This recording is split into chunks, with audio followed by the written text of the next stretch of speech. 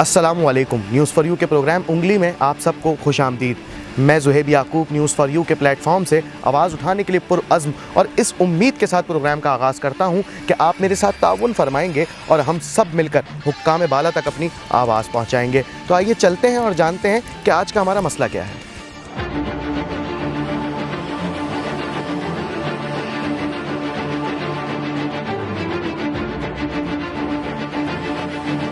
Asia की सबसे बड़ी मवेशी मंडी कराची की रौनकें बहाल करने को तैयार,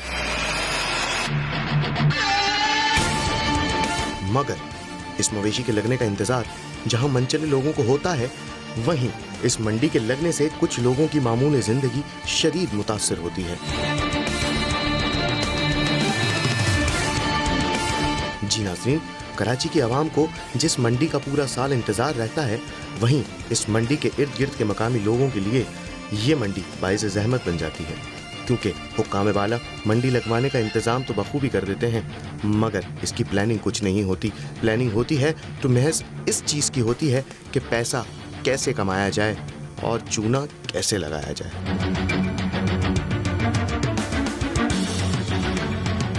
अब यही मिसाल ले लें कि इस एक माह की मवेशी मंडी के दौरान इस कदर बदनज़मी से काम किया जाता है कि रिहायशी लोग इस मंडी से तंग आकर हुक्काम बाला को गालियों से मुवाजने पर मजबूर हो जाते हैं। ये मैं नहीं कह रहा, कैमरे की आंख से बखूबी अंदाज़ा लगाया जा सकता है कि मंडी की बेतरतीब पार्किंग, जिससे इलाका मकीन शदीद परेशान हो गए हैं। अभी तो आगाज़ है और आगाज़ का ये हाल है, तो दरमियान में क्या होगा। और ये भी मुमकिन है कि ईद से एक रात कब इलाका मकीनों के दरवाज़ों पर लोग अपनी गाड़ियां और बाइक्स पार्क करें। अब बताएं ज़रा, इसका जिम्मेदार कौन?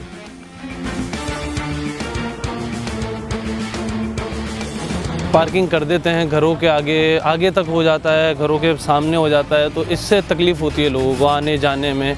क्योंकि कभी कभी ऐसा होता है कि हम 15-20 मिनट के लिए स्टक हुए होते हैं, क्योंकि लोग जगह पे गाड़ी खड़ी करके चले जाते हैं और फिर उनका इंतज़ार करते रहते हैं, तो इसलिए मसला हो जाता है। तो ये ऐसा होना नहीं चाहिए, इसके लिए कुछ दूसरा हल निकालना चाहिए। परेशानी तो हम यहाँ से, मैं ख़ास तौर पे स्कीम 33 गुलजार हिजरी हालारी कोऑपरेटिव सोसाइटी का रिहायशी हूँ। 5 साल से मेरी यहाँ रिहाइश है और ये मुसलसल पहले तो कि ये जंगल खुला आबाद था, तो यहाँ पर मवेशी मंडी लगती तो कोई इतना बड़ा इशू नहीं था। लेकिन अब आप देखें कि एतराफ़ में स्कीम 33 में जहाँ हमारी रिहाइश है, इसके एतराफ़ में सोसाइटियाँ तकरीबन आबाद हो चुकी हैं। अब गवर्नमेंट ने तो हर टाइम ये बोलती कि लास्ट ईयर है इधर का, कि अब नेक्स्ट जो है ना आगे चली जाएगी मंडी, लेकिन ऐसा कुछ नहीं होता। और यहाँ पर मुसलसल जो है ना हमें यहाँ पर परेशानी का सामना होता है कि हमारा सबसे पहले ट्रैक जो है ना हाईवे का ब्लॉक कर देते हैं यहाँ से जाने के लिए, और फिर नेक्स्ट में मामला आते हैं, क्योंकि ये फिर एतराफ़ में जैसे वीकेंड आता है, कोई फ्राइडे या सैटरडे या उसमें, तो उसके अंदर जो है ना ये मामला ख़राबी की तरफ जाते हैं। मैं यहाँ की जो करता धरता हैं इस मवेशी मंडी को जो देखते हैं, उनसे एक मैसेज करूँगा, मैं मैसेज दूँगा ये कि भाई कम से कम यहाँ पे रिहायशियों को थोड़ा सा रिलीफ दिया जाए और उनसे यहाँ की परेशानी का सामना, यानी हमसे कोई पूछने के लिए कोई नहीं है कि भाई आपका क्या है।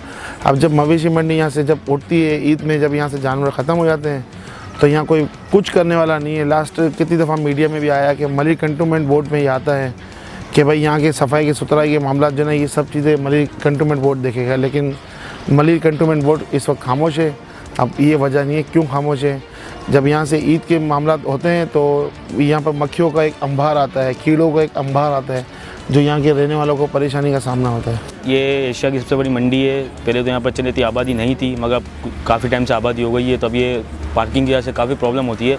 अभी तो फ़िलहाल 5-6 दिन ही हुए हैं, अभी से इतनी प्रॉब्लम शुरू हो गई है। अब जब पिक टाइम आएगा तो यहाँ पर ऐसी कंडीशन होती है कि 1-1 घंटे तक ट्रैफिक जाम होती है।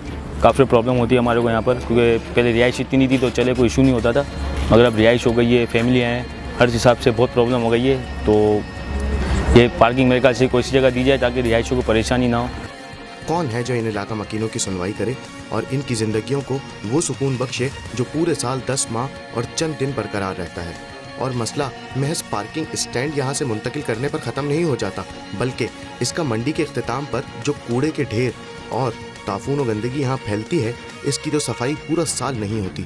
बिल आखिर यहाँ के रिहायशी इस चीज़ को भी मजबूरन बर्दाश्त करते हैं, क्योंकि इनके हाल पर तवज्जो डालने वाला कोई नहीं, मगर इस एक माह की मंडी से अपनी जेबें भरने वाले बेशुमार लोग हैं।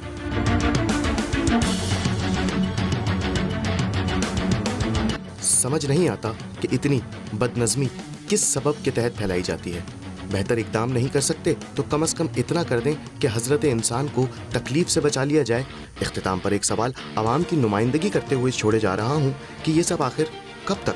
कायद का पाकिस्तान, कायद के नुकात व निज़ाम को आखिर क्यों एक जानिब रख कर अपनी अपनी जेबें भरने का बखूब एहतमाम किया जाता है और क्यों आवाम को बेवजह सताया जाता है? जवाब तो बनता है बॉस। जी तो ये था हमारा आज का प्रोग्राम, और इस प्रोग्राम को करने की एक वजह ये थी कि आप और हम मिलकर करें बदनज़मी के ख़िलाफ़ उंगली। तो अगर आपके इर्द गिर्द भी कोई ऐसी चीज़, कोई ऐसी बदनिज़ामी चल रही है जिस पर आप उंगली करना या करवाना चाहते हैं तो हमें कमेंट्स करके ज़रूर आगाह कीजिए। तो जुड़े रहिए इसी तरीके के मज़ीद हक़ाइक़ जानने के लिए। जिसका जिस तरह दिल था उसने उस तरीके से कर ली। अब आप और हम मिलकर करेंगे प्रोग्राम उंगली।